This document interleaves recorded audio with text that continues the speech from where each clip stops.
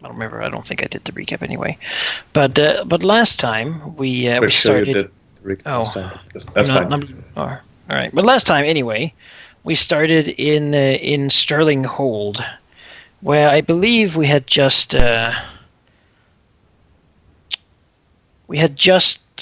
gotten the damn boy spirit defeated, and so we went and talked to his mother, who was so nice as to introduce us to her library, the hidden library too. We promptly looted the libraries, plural, until we really found the super hidden library, which we then invaded. In there, we found 3 rooms. One room was with treasure, which really just had monsters in it, like golems. Another was with books, which had books in it. And the third one was just collapsed. Well, anyway, we took the books, defeated the golems, and then we were on our way. We found the magical scroll, which we were looking for. And, well, it showed us not really a lot. We found out it was being blocked from afar, presumably by Erasmus or one of his people. Well, we looked at it anyway and found out that as we steeled our determination in following through with the defeat of this evil, the prophecy and prophetic power of the scroll got more got easier to read. As long as we're close to it as well, it attunes to us and can easily reach us, because if we're far away from it, it will just sort of blur us out again. It's a prophecy by proximity sort of thing. After that, we decided to go to Grimskill, because it's a big port city, and we don't really want to trudge around these infernal, hellish, shivering plains again. There were bad things there. We could defeat dragons and undead monstrosities, but the wolves of the Shivering Plain? No, thank you.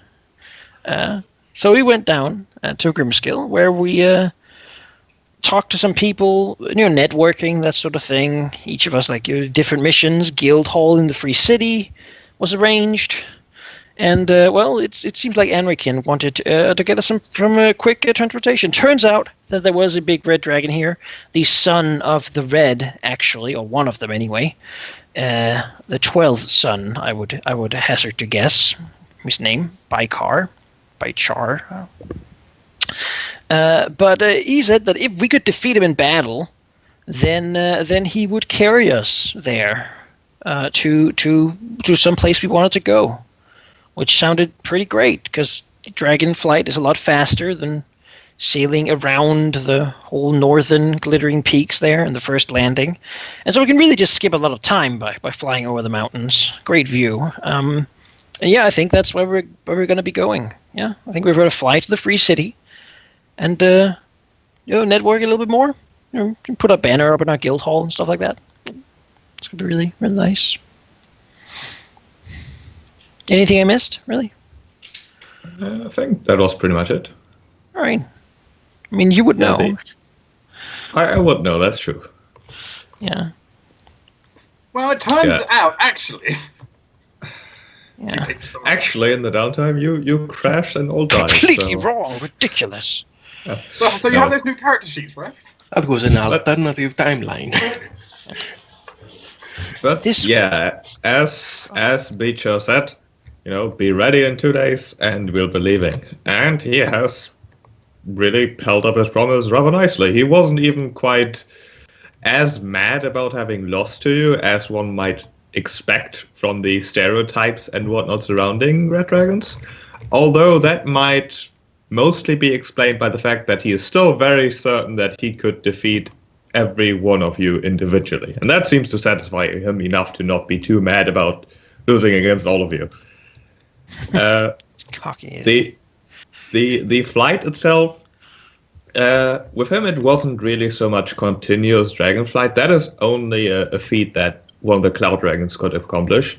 Basically, how the many days of travel looked were about 2 to 3 hours of flight, followed by a rather long break of 2 to 3 hours where he went off presumably hunting or just enjoying himself, and then as the afternoon approached, another 2 to 3 hours.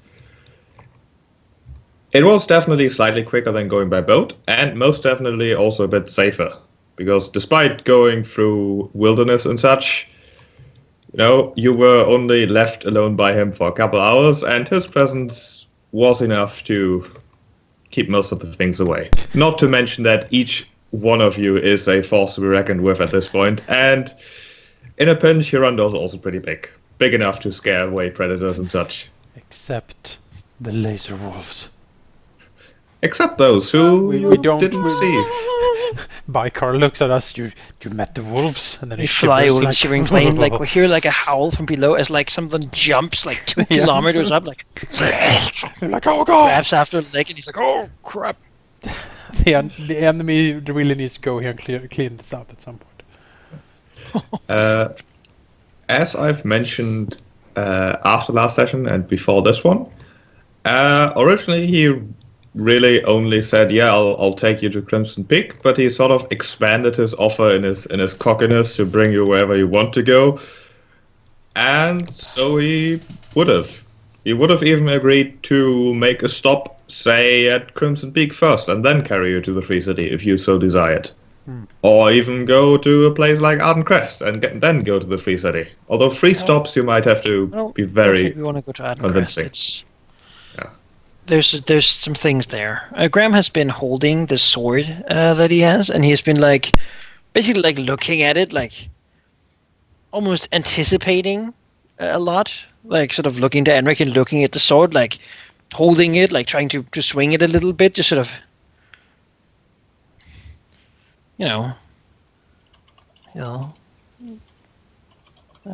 he'll speak to Anrakyn a little discreetly, perhaps, and say that it seems like what's left of her in here is picked up, and well, our searching for the scythe. She seems to be very interesting in telling us something, and perhaps even aiding us, but currently unable to. The sword would be able to. It would need to be fixed for her to gain the power to speak, and even then we would probably need to do some sort of magical ritual to converse with the item in speech, for her to help us make a ritual or some such. It seems like she really wants to talk, but is unable right now. So it's very distracting as she tries to make sense of things, but she can only really communicate through simple emotions. I have a strange desire for the scythe right now, and it weirdly keeps surging. He's just randomly looking under things, like I need to. It's a little uncanny. Sure. I also have this sense that magical rituals should be done to find it, but I don't know. Again, it's just the feeling that it should be done. I think I understand. Well, fixing the the sword. I'm confused. All of these feelings. That would that would make this a lot less complicated. Well, after we speak to our friendly Charlotte, we'll set out to Freedom's Hold and do whatever needs to be done, I suppose. I do hope the Hill's owner will actually let us just take it, but I have a sense it's not going to be that easy. Sounds acceptable, Graham says, as he's overwhelmed by a sense of acceptance.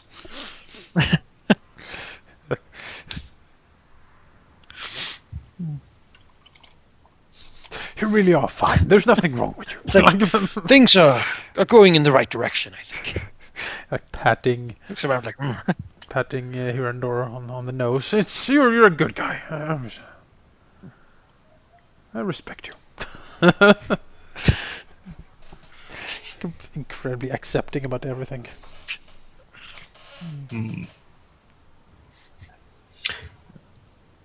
Well, but on that topic, the trip is a good 2+ weeks, even with Dragonflight. Oof. Mostly through wilderness where, well, apart from hearing the occasional, perhaps slightly worrying noise, not really that much happens. So, what can like if Anrakyn Yeah? talks to Bykar a little bit, he just asks him like how's it going in Crimson Peak and like what is Crimson Peak because Anrakyn has never been The there. and- family. yeah, how's the family? You know, can we how what's Mother what like doing okay? yeah, Mhm. what's the news twins? from Bykar? The news from Crimson Peak, or Yep. from Bigger especially. Well, first of all, let me tell you a bit about Beecher, as his name is properly pronounced, as he'll tell you repeatedly with a big frown. Over the travels, he seems to be mostly very much interested in Hirandor, in the sort of way a bully would basically do it. Sort of sneaking up on him or trying to. Perhaps even getting a bit too close and occasionally even a bit rough. And then, of course, in the bully way, just saying that it was all a joke, don't worry about it. But there may be situations where Hirandor might find himself in a situation where his instincts would basically just scream at him, he is going to jump me in the next 5 seconds. And then he doesn't. Other than that, he is a quite jovial fella, really. Happy to talk about many different things, although very often interjecting somewhat, well, not exactly derogatory comments, but comments that suggest I am better than you.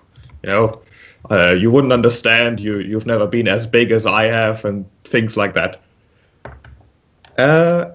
He is very happy to talk about Crimson Peak. A general description of Crimson Peak, if you wish, he could certainly give you. He would describe Crimson Peak as, well, really the most advanced and most beautiful city in all of the Isles. It is built in a dormant volcano, although dormant doesn't quite fit it because it's still very much active, just not quite as active as an active volcano would be. It's sort of a, you know, there's still lava at the bottom, but there's probably not going to have anything happen anytime soon, because that would be very awkward.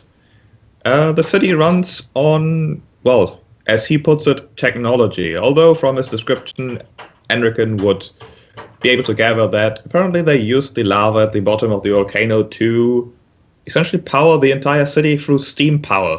Huge metal tanks are inside of the lava being pumped in with water from a super long pipe going to the ocean, and that power is then used to make life in Crimson Peak very comfortable for everyone involved, really.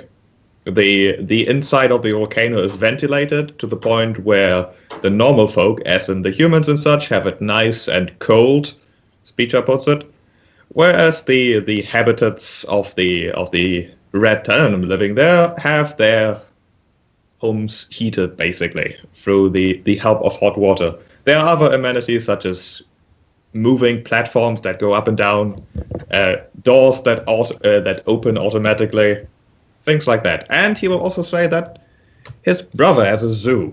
You know, if you ever go to Crimson Peak, you should totally check that out. It's sort of off limits at the moment, but he could probably get you in there. It's really quite nice. As for news, well, the thing that he's most bothered about currently is that he sort of went to Grimskill because he heard about all the troubles with the Willers here, and he was very much anticipating and hoping for some conflict, either, well, mostly helping out the people of the Jarl, but, well, he was forbidden to really do anything by his own father, which was very awkward. He arrived here, and then suddenly a messenger of the Grey came up and said, "No, your father said you shouldn't do anything here. You're going to leave again." And so he did. Did he give any rationale, like why he shouldn't be here?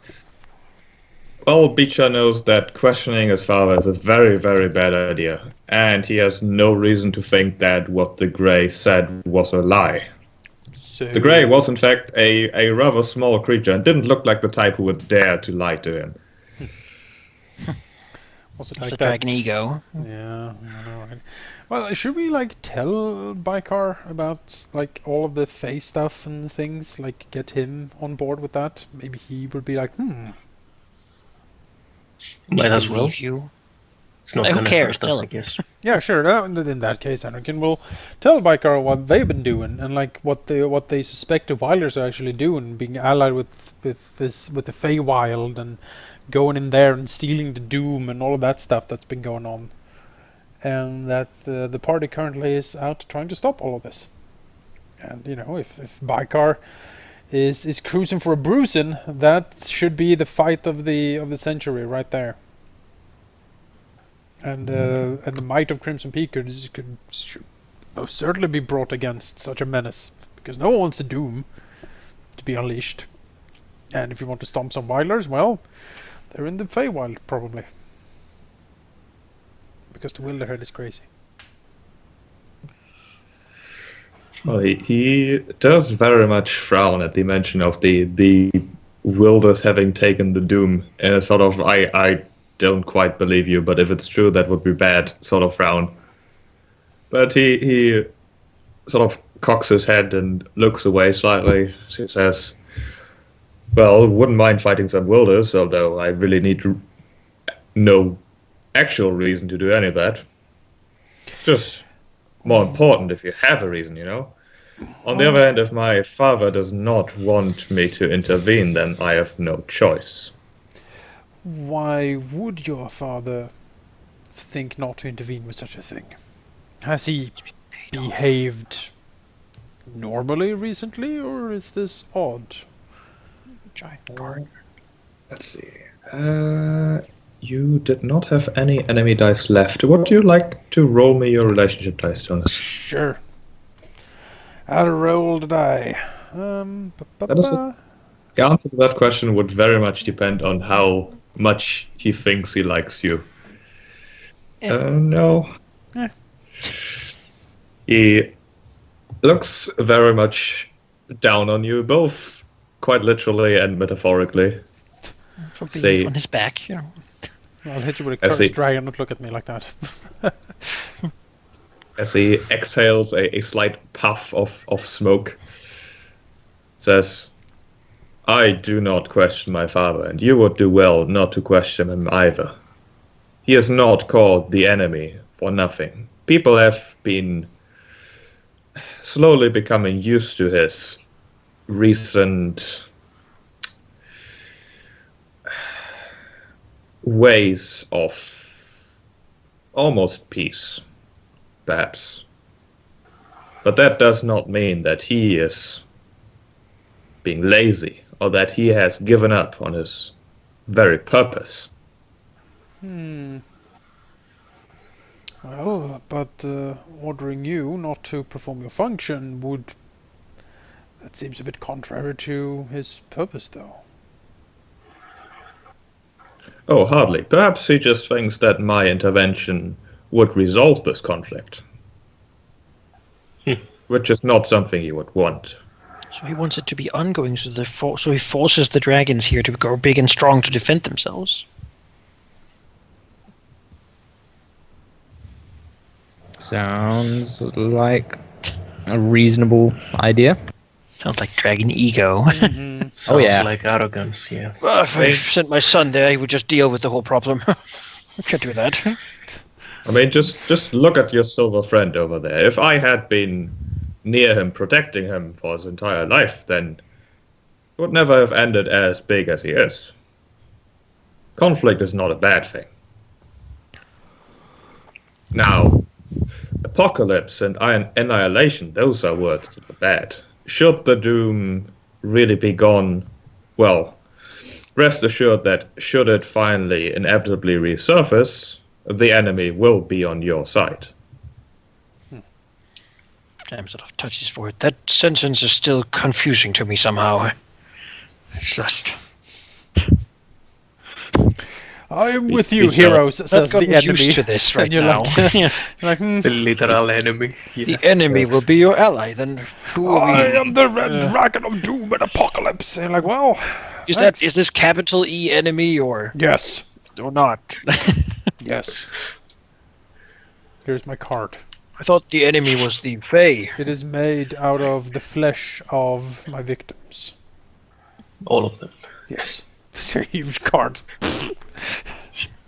grows bigger and bigger every time. It's rotting, actually. It's a bit of a problem. I mean, the red is like steampunk Xerxes, right? Like, Yeah, yes. I Spur. am a generous god. Basically, like, how would you imagine like a big red dragon ruling, right? Yeah, no, I'm totally He's too with you. big for anyone to challenge him. Like he's effectively his a god, right? His court place. is just this decadent, like filled with smoke and like. Not because he needs it, but because he can have it. Exactly. It's all indulgence. It sounds more like a black dragon. They're sneaky. They wouldn't trust anything. Bygor is a bit black in his scales, I'm just saying. Oh my I know, right? That's a little embarrassing. It is really embarrassing. Not being pure like that, actually. Wow. Anderson's big into purity. It's more of a dark red. Oh, okay. Well, You're gonna go a bit black there, I think. Hmm? Poking a scale. must be the sounds. So black. What do you think, Hirandor? Looks black, right? Huh? Yo, if It must he's be the lying, soot, just right? bring a little black. And then Hirandor says, yeah, the soot, of course. Gotta be the soot, Such right? a failure. The ash of your dreams. Well, if in fact you do mention that he has some black scales, doesn't he? He wouldn't even get angry on anything. He would just simply say that, yeah, his mother was a black. Oh. Wait. There's some leftovers, but that's fine. Wait. Some of When, them. wait. So that means he was born a black. Don't even. He Don't was even. born black, and now he's going red. We would never understand it. Like really. No, I suppose we wouldn't. I'm just saying, who was his mother then? Like, who would the enemy mate with? Must be some. Whoever he wants, Anrakyn. I guess. I think He that's kind the of shows thing. up and goes, Basically. you. Well, I mean, still, it probably Was it Chargabble? No. What was? You know, Anrakyn, give me another relationship dice roll Okay. for this contemplation. Hmm. I mean, I imagine Like, he has yeah, many it's- consorts. You know, Yeah, I like got a as many six. as he wants, really. Yeah, Totally Anrakyn heard would most definitely know that, yes, in fact, the enemy has it on with many things. Dragon He's- harm. Imagine Not that. only dragons. He doesn't really have any stable relationships of any kind. He just kind of occasionally enjoys himself or something like that. Uh-huh. The only supposedly stable relationship, although that is very much a rumor, is supposedly with the Wilderhead herself. Oh That's bad. my Literally- goodness. They're both in bed with the enemy. Yeah, literally in bed. Literally. Yeah. Wilderhead, Yeah. he's Yeah. called, and then Yeah. Well, no, They're- let's they're- not start by that. They're I mean, literally boning the enemy. pretty much everybody is apparently doing something with some sort Is- of an enemy, so. so you just apologize for the elves. I mean, it's not. Like, yeah, let's not jump the Dragons. gun here. It happens. Like a it lot. could happen to anyone. I don't think we Exactly, should yeah, point apparently it's a fingers. problem. You say no to the enemy, Anrakyn. It's an issue, okay? It's like, Oh, God damn it. goodness gracious. This conversation is in Graham's head. Yeah. All these people talking about stuff Anrakyn is snickering. Like, with the sword, making him think it. You know. so I have actually a question. Is all red dragons spawn of the enemy? No. Okay. Just as not all silvers are of even the same, that the Sterlinghold big family, basically. Okay. In general, if you see a red dragon, he's probably related to the enemy, just as if you see a silver, he's probably somehow related to the Great Silver. But while it is more common for the eternal essence to be inherited, basically, through either proximity or actual blood relations, it is very much possible that a Tenerum who has no relation to the enemy and just for some reason suddenly enjoys being very violent and, well, other aspects of that essence would eventually turn red without ever having had anything to do with any of that family. So Usually, so yes, but proximity. not always. Is it like you hang out with the red and they sort of sync up? Sort of social proximity in a sense. If you get exposed to that kind of society, then chances are that you'll adopt it eventually. And for Their Tenerum, that society means that breeds you... their own kind. Yeah. All right. So I'd imagine that's similar in It's integration. like the other Tananim cities where the the different colors. I mean, it could even be like areas could have different colors of like a city. I presume, at least. Yeah, definitely. So the incense is more like culture in a way. It is pretty much an effect of culture, yeah. Culture, society, that sort of thing. But the red would have like a violent, Mindset. brutish, despotism culture. So I suppose it would go hand in hand, right? Pit fighting and Yeah. Yeah, there's a brawling thing in the is- streets and Pay the iron price. How Yeah, yeah. is the law? Is Crimson Peak lawless, or like is it brawling in the street? Would he be like roar and then just throw down in the middle of everything, or like how? It is not lawless.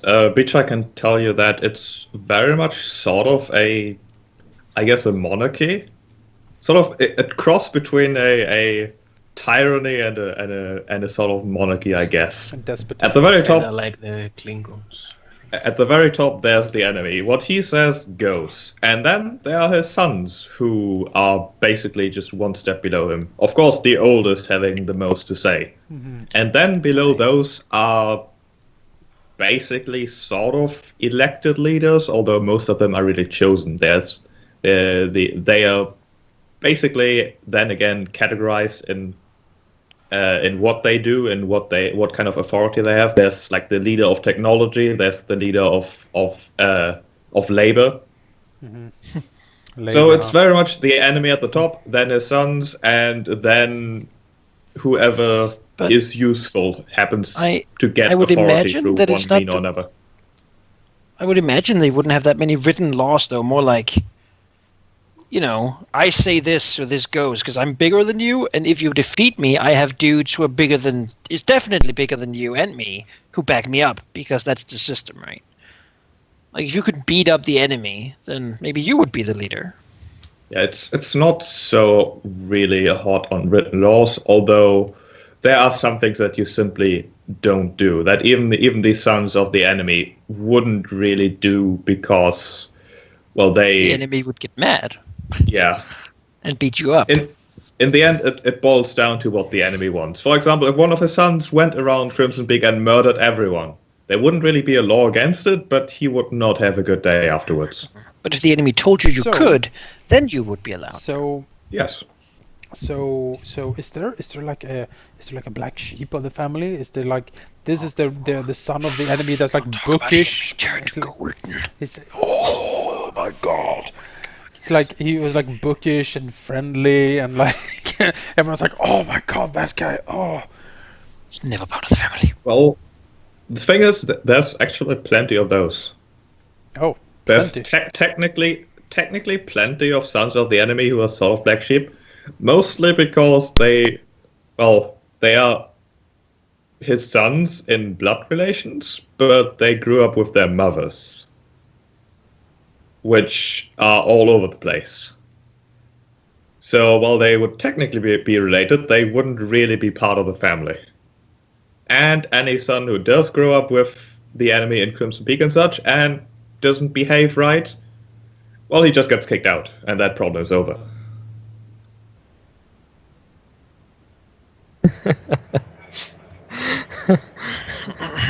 It does sound like a fascinating place. Are there any does. adopted sons? No. Is that a thing? No? Okay, No. so it's more monarchy in that fashion than an autocracy or something. Alright. Born to power. Maybe if you're really good and really powerful, you could get like a seal of approval. Yeah, but you're probably... I mean, if you can't really get to the top of society, that certainly marks it. It's just like a monarchy thing. No matter how good you are, you'll never be right at the top. Or at least nobody has unless shown you that can kill him. Yeah, there are currently no adopted like sons or anything, but if you prove yourself either very powerful or very useful, you can have a rather bright future in Crimson Peak. Crimson Peak, basically for all the races, is very much known as the city of opportunity. If you're brave, if you have a good idea, if you put your power behind it, basically, and present an idea to, for example, one of the sons of the enemy, then suddenly you can find yourself very rich or very dead if your idea was stupid. Or like he does the crooked professor just takes your idea and presents it as his own. Yeah, my idea. Yeah. And that'd be the worst enemy. And I'm like, oh. Now you should learn to defend your ideas better. Patent it. No, that is something that the Reds do not do. They don't steal ideas or credit. Intellectual That is- property That's is a black dragon. That goes absolutely against them. If Really? you accomplish something, that is good. You accomplish something. Accomplishment is what they are basically all about. Stealing something, why would you do that? You didn't do it. I'm telling you, Maybe Graham, the we enemy need would be to- like, well, my ideas are better than yours anyway, because I'm bigger and badder But see, than you. see, I'm telling you guys, we need to move to this place. This is where we make our future. Everyone is like, oh, politics and oh, elves and like all of this other I mean, stuff. having the ability to be here- like, you broke the law, well, we'll kill the judge, certainly Exactly. is more of an adventurer-friendly place. Exactly. I'm telling you, just throw down. It just, like, the image is better in the free city. Like, Yeah. when we look at the free city, the city of humanity, the city of, like, freedom, free thought, and such, it's better than the, yes, we live above the gladiatorial arena But in the it's, death it's a field of place where I crimson could peaks. finally like be 4 and understood. quarter. You You're know, like, I oh, would be well. respected for my But power couldn't and we not just shunned. open, like, we could have our official seat in the free city, and then open, like, a side place I in guess. Crimson Peak? Like, honestly, I think that's a good. We need to franchise. Bring it out, Yeah. people. Yeah. Franchise. We got a suggestion. I forget exactly who commented about it, but we got a suggestion for a name: the Sterling Compact, because it was formed in Sterling Hold, and I thought it was actually a pretty good name. I like that. Sure, I there's like not that. a lot of contenders to it We are the because Sterling Compact. it's ours, and Yeah. everyone sort of. It has already an established brand. People know Sterling Hold. They, There aren't a whole lot of people that contest it anymore. We are part of the Compact, and you can join as well. and maybe at some point we could take it over in the future. Yeah, Or make it into rebuild the city of the dead, that sort of thing. A Yeah. mausoleum, a living Oh, mausoleum the for necropolis, yeah. the Black And when Pyramids. evil comes, the tithe of corpses will be They will, brought in. yes, they will run in and say, "Oh, Dread King Graham, please!" And you will look down at him and say, "No." It was They will go Zombie to your Ninja. observatory up 1988. on the mountain. Yes. The Grand Lich Anrakyn. Your powers are required once more. Of course. Yeah, I think that's a good name. Yeah, I God like. damn. Yeah. What? People think Silver Dragon, but they're not opposed to like evil necromancy. No, exactly. Because it's sort of it meshes those two things. It was Zombie Ninja 1988 that came up with the name. Thank you so much. Motion carries. Yeah, motion carries. I Motion think. carries. Do the eyes have it?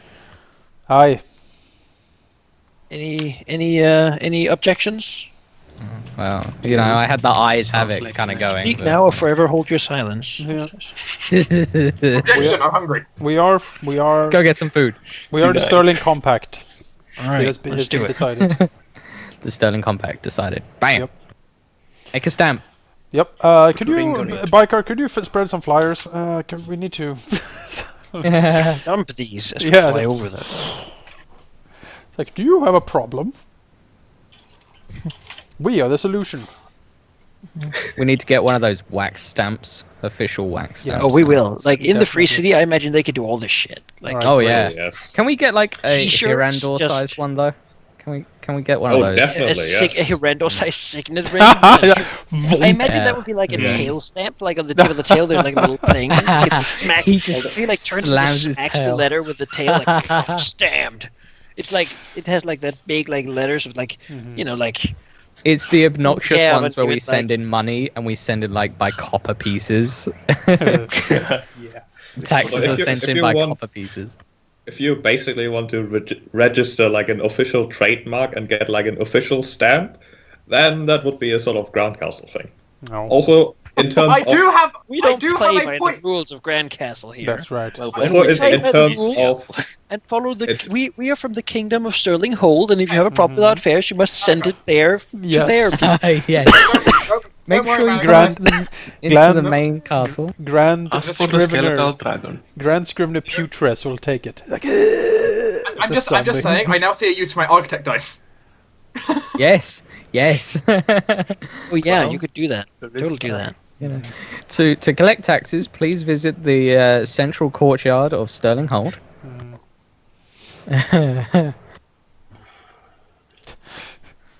The Alright, Doom yeah, that may or seems may not good. be. I mean, let's get to the free city, and then Yeah.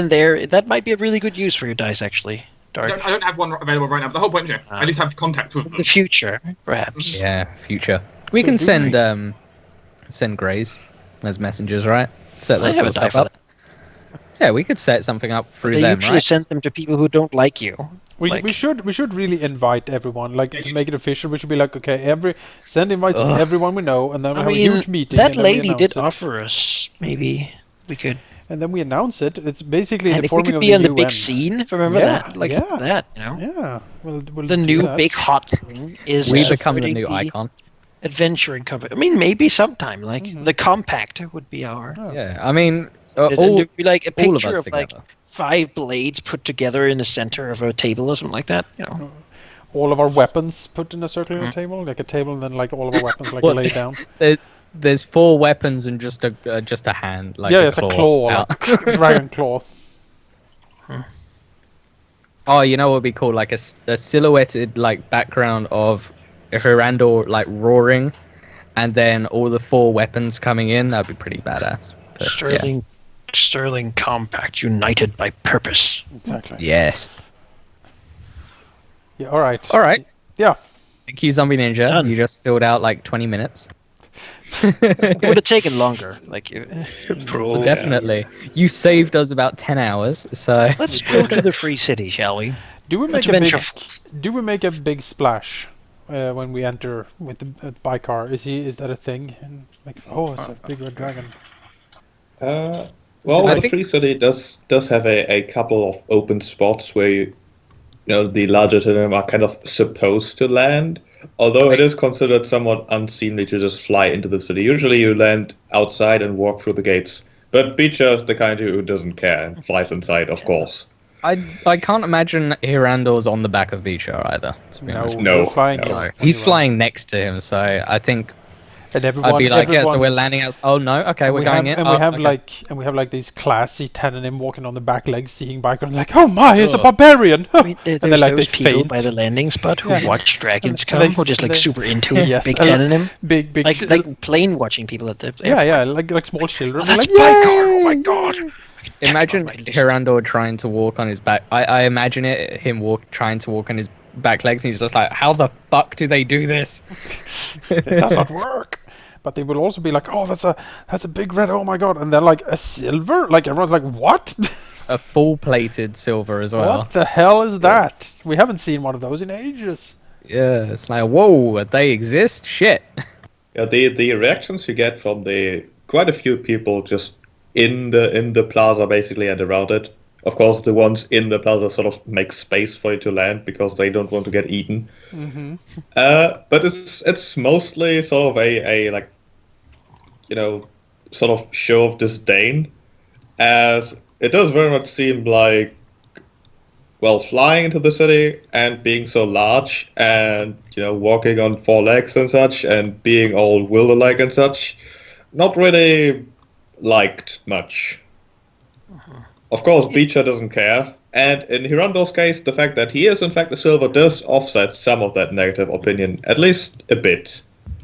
Hirandor But knows in nothing generally, while you make a reasonably grand entrance, the people quite intentionally try to ignore you. At least they try to ignore the 2 Tananim. Like, what are we supposed to do? Like, these things are supposed to eat us. I mean, if they want a bitch, they can be frozen and burned alive No, at the same time. climbing off, like throw your cape aside. We are the Sterling Compact, and like make an amazing, like Like right as we arrive, I don't Yeah. know. Hirandor, As we roars Show in me to a triumph. tailor who can make awesome clothes. Right, I need a cape for. we need Without a symbol badass on capes. Whatever it might Show be. us to the best tailor. You there, small child! Like, ah! No. Let's let's avoid contact with children among Oh, the God. undead. Ah! No. Oh, Keep it out of DPS. sight. Like, You're don't bad, need their blood DPS. on our You rituals or anything. despicable person. Despicable. Sorry, it's perfect. The came to mind when you said both burn and freeze. We are out of control, sheep. We need help. Guidance, help us. Well, Beecher agrees that you're out of control because he will not associate with you. As soon as you essentially land and get off, You can leave, he'll leave out I don't know. a puff of smoke, frowning at the comment, frowning a long time at the comment as he contemplates, and eventually snorts again and flies off again. See you at Crimson Peak! We'll take you up on the mansion offer. Let's just fly with all these people. This is why I don't leave Crimson Peak. Oh god, I hate them so much. Free city. I do not believe that DS and Halldamir were part of this campaign when I described it initially. No. We weren't. I don't entirely remember how exactly I described the city, but perhaps the best mental image is produced when I describe sort of its origins, because originally it was an absolute copy of Grand Castle. Grand Castle being precisely arranged, a perfect circle with the palace in the middle, with some water features here and there, but its most defining feature of the original Grand Castle, and the current Grand Castle in fact, were sharp corners, precise angles, the same building, the entire street, the entire city made for, well, efficiency, really. Free City started out as an exact copy of that some hundreds of years ago. But the artist who got given said city by the architect after the artist told the architect in his famous quote, "My dear boss, you're doing it wrong," well, he got given the city and changed it, very much so. Not actively, however. He let the people come, he offered them the infrastructure of a city, the support of a city, and he let the city grow. He let the people do what they wanted, essentially. Of course, that doesn't mean anarchy. However, that did mean individuality. Where once stood buildings of just orange rectangles made from brick, there are now all sorts of different shapes and materials used. Wooden buildings, of course, some reminiscent to the style that is very much used by the Jarl, others just experiments really in architecture. Towers, crooked towers even, towers that grow bigger at the top just because. Buildings that are inside out, basically, with the garden inside of it is sort of walled off garden are very common in the Free City because people like them. That is pretty much the Free City. People do what people like. The palace in the center, what used to once be a palace in the Free City, has been changed by the artist into really a place of education and just, yeah, basically that. A huge library, most of all. With the place in front of the palace, what in Grand Castle would be a private garden, that has become a spot where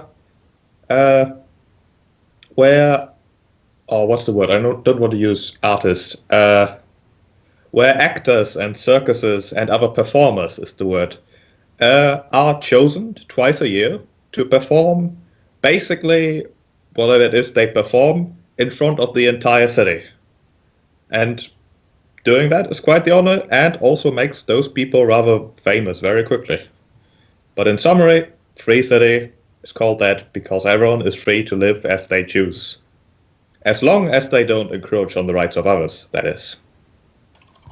It's like super liberal college town. City of science and arts and philosophy and... The buildings are very much varied, and the city layout somewhat confusing. There are, of course, road signs and such, but if you just wandered around the city, chances are you would get lost. And also chances are you would manage to find quite a few interesting things, like backyard gardens, where the people would most likely invite you to whatever party they're currently having. It is a town where you can make friends very easily. Of course, the majority of the people living there are the humanoid races, essentially, but it is also a city that has attracted rather many of the city-going Terran. The majority would mostly be copper, although all colors are really represented. Is the city, like, is there voting rights here? Is that a thing that they do? Yes. The way the city government is arranged, at the top there's the artist. Technically, the artist is a voted for position by the I don't have my notes open. By the leaders of the 8 sectors of the city, basically. But in practice, it's mostly the artist's family. The ruling family has changed occasionally, but that is very rare and only done in extreme cases when either there's someone who seems much better suited to the position or the previous artist just messed up completely, which has happened, but really not that often. Under the artist, who isn't a tyrant, but rather a leader who makes sure that there's no stalemates and such in the government, there are 8 other people. Each of them is elected in that section of the Free City. The Free City, just as Grand Castle, is divided into sort of 8 sectors. Imagine a wheel with 8 spokes, essentially. And the people in those sectors, they can choose anyone from their midst to be nominated as the section leader, essentially. And those 8 make up the top of the government, essentially. With the artist at the top to make sure that everything runs smoothly.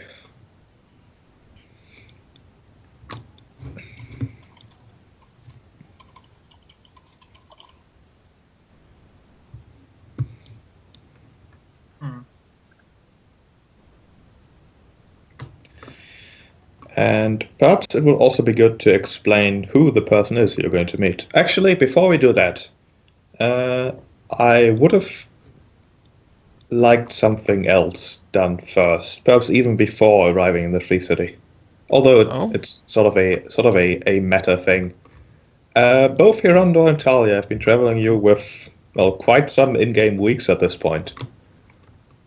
What I would like to know is, what are your thoughts of each other, basically?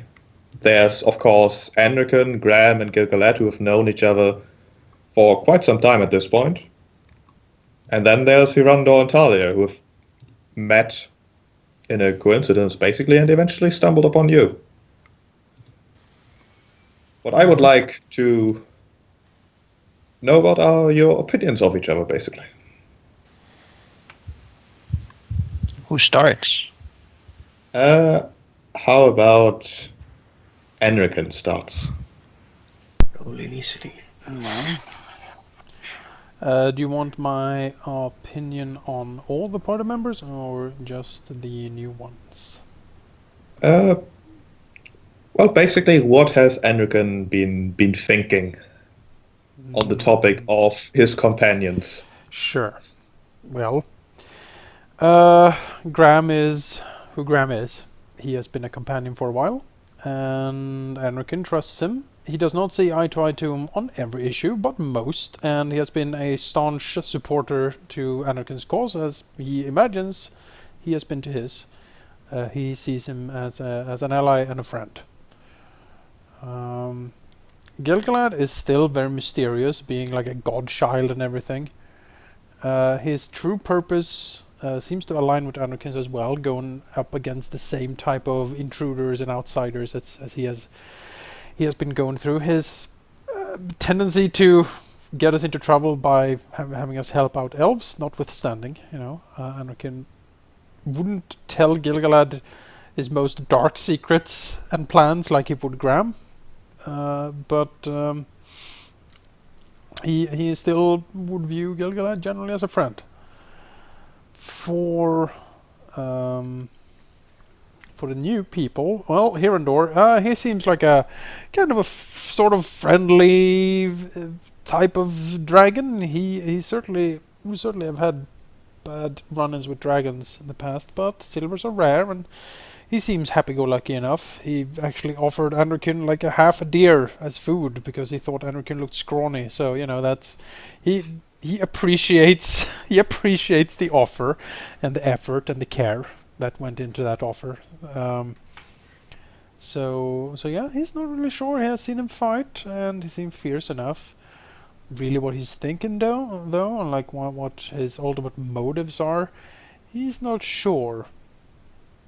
He might be a problem down the line if Anrakyn's plans come to fruition, but he doesn't know yet. He keeps a wary eye on him. He views him generally in a friendly disposition, of amicable, I guess. He would, in a Song of Ice and Fire terms, he would be amicable towards Hirandor. Talia, he has had the least interaction with Talia. She seems to keep to herself a lot. Shrouded in whatever this she does. He is actually not exactly sure who she is, although she has certainly presented herself, given an introduction and stuff, but he's not sure. He's not sure about Talia. She seems to have a prodigious magical talent, but her ultimate goals remains a mystery to him, as well as her views on, certain magical knowledge and stuff like that. That might be relevant to know in the future, to see if a deeper sort of exchanging of minds can be had. Yeah. Was that basically what you wanted, Chip? Yeah, exactly. Okay. That's Anrakyn then.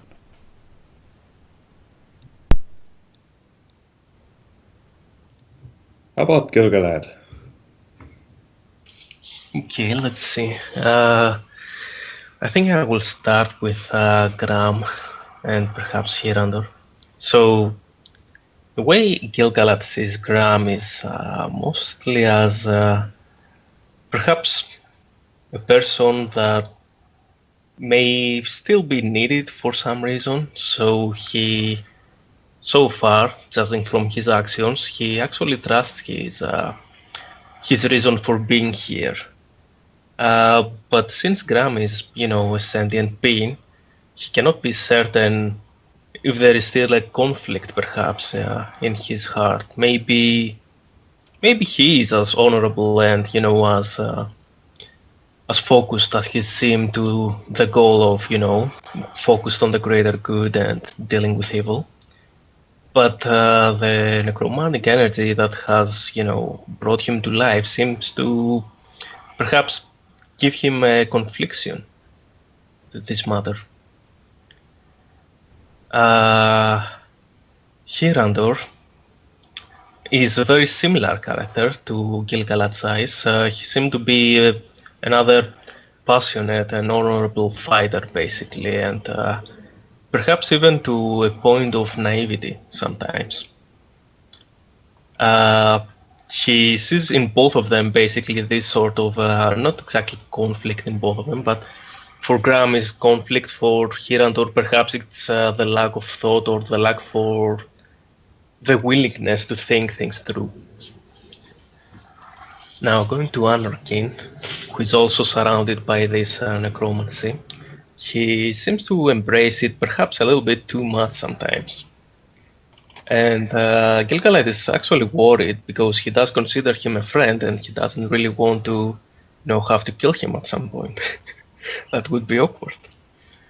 So he does his best to try to keep him in the right path, and he can only hope that Anrakyn will ultimately make the right choices. Talia seemed to be gifted in magic of all kinds. She's following a proper god, nothing, evil or anything. So she is showing at least, the the possibility for good is certainly in there, and she has knowledge, a lot of knowledge actually. Seems to be a a very good researcher, for lack of a better word. The problem with her is Gil-Galad hasn't figured out her personality yet. That would be all. Okay, Graham.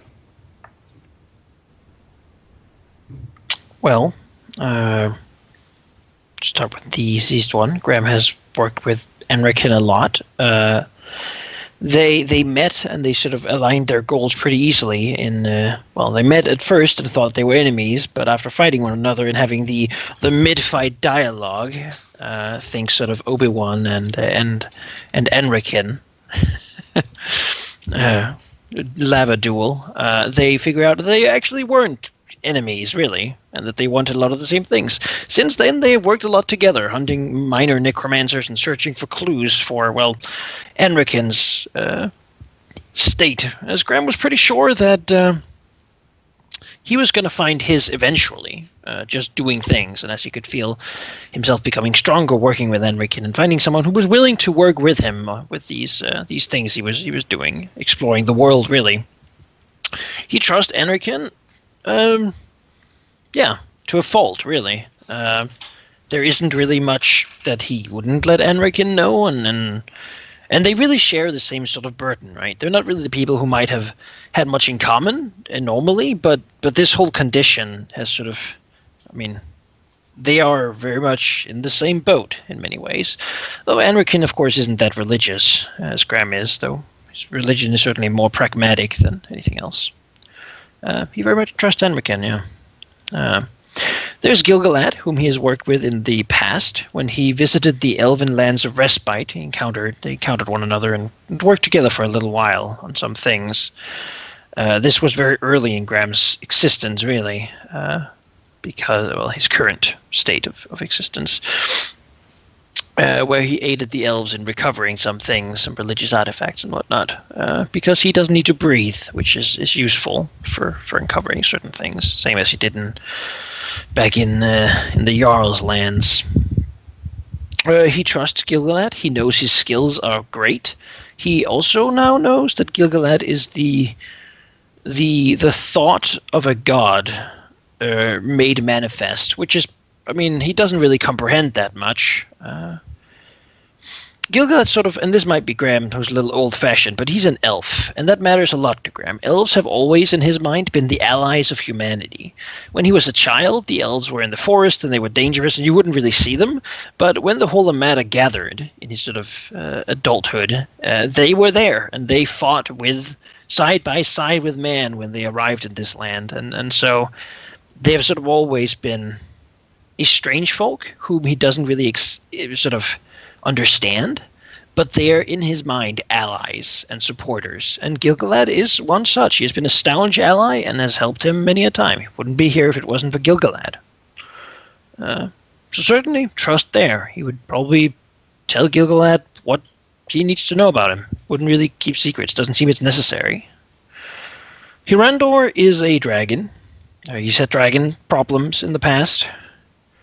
Hirandor seems like a little bit of a buffoon, really, sort of most of the time. He's a bit simple-minded. He likes to fight and he likes to eat, and that fits Graham's stereotype of these big dragons pretty well.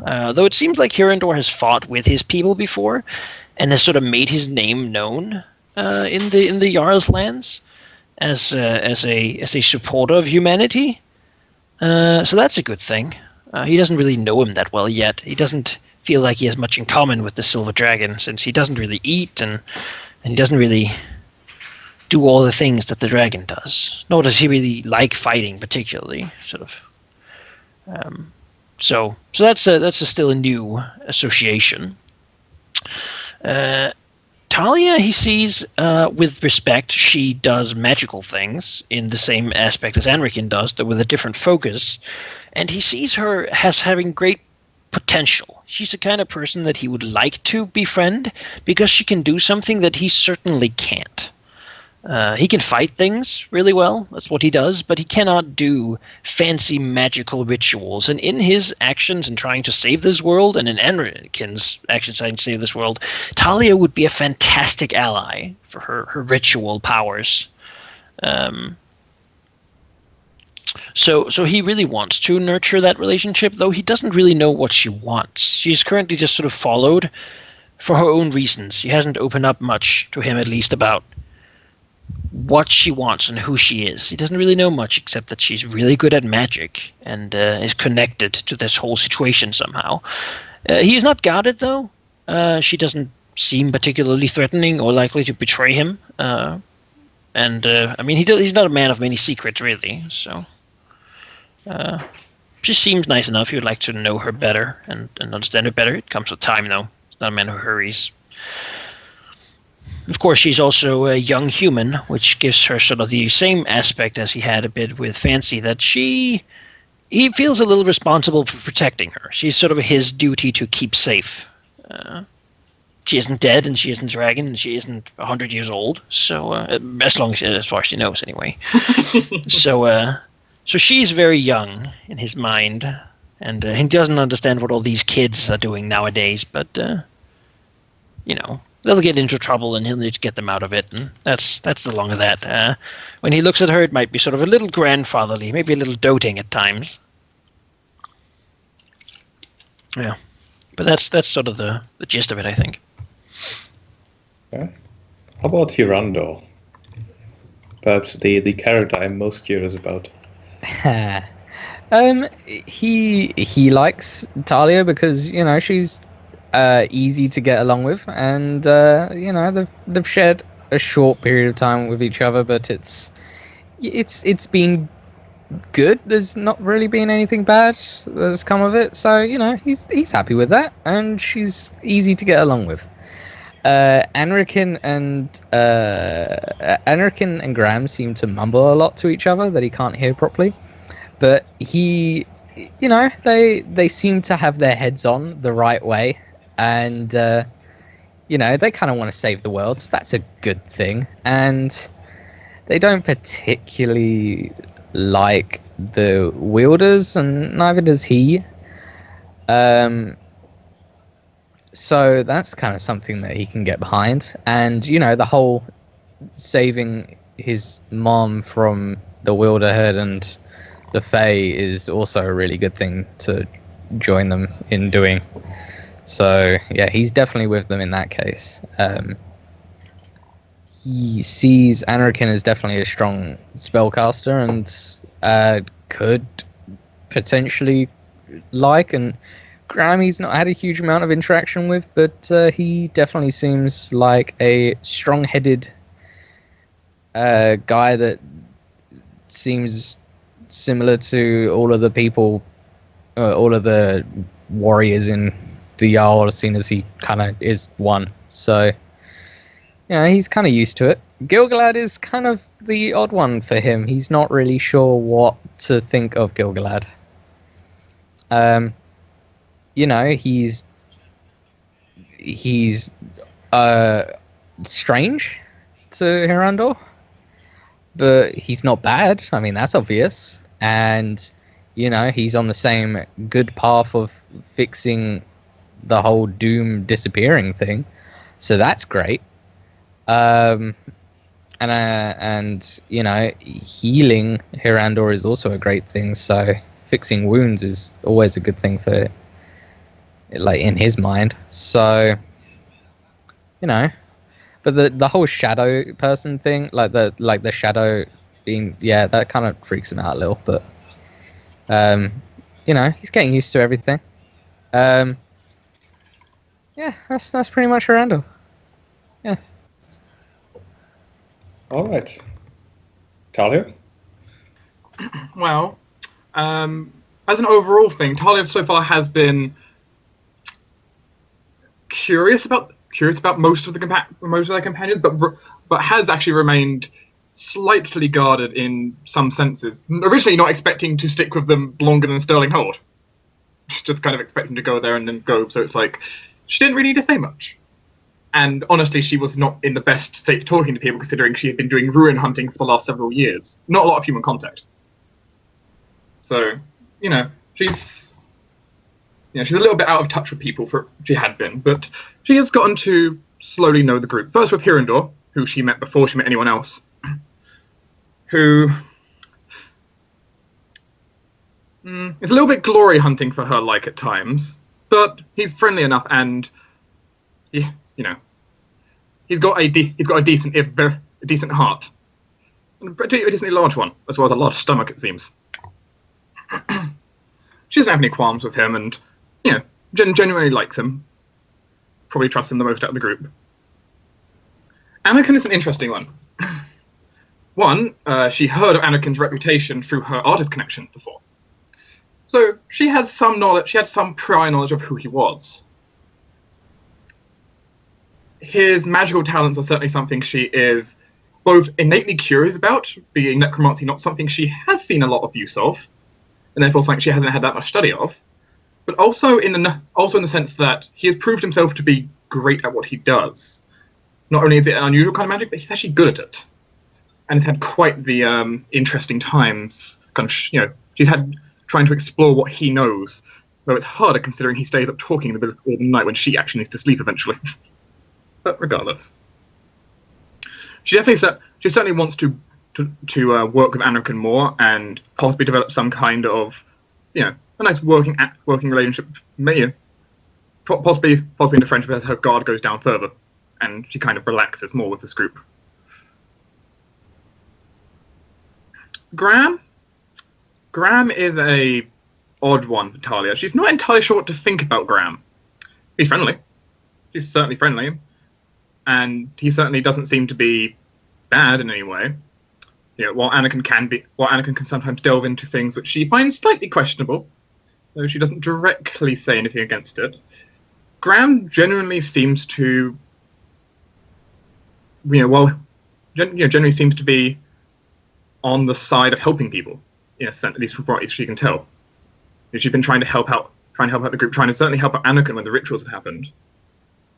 And it's certainly curious to, she doesn't really know too much about this group's goals in general, though she does know somewhat about certain things from overhearing everything now.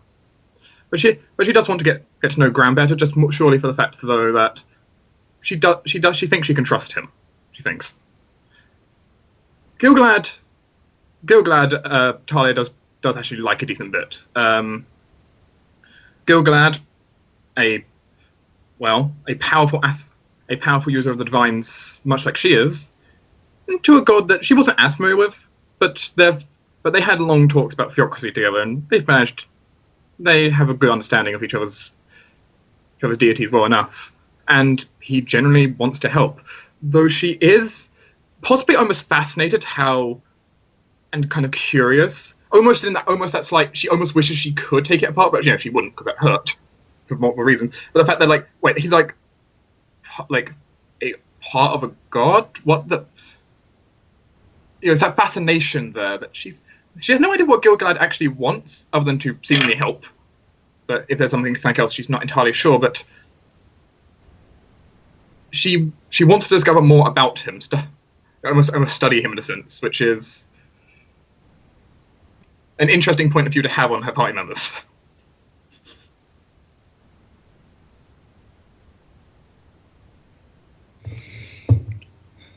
Right, perhaps. Oh, there goes Manaki. I just need to reconnect. I'm still here. It's just because I was getting an error, because it happens from time to time. Oh, perhaps these are the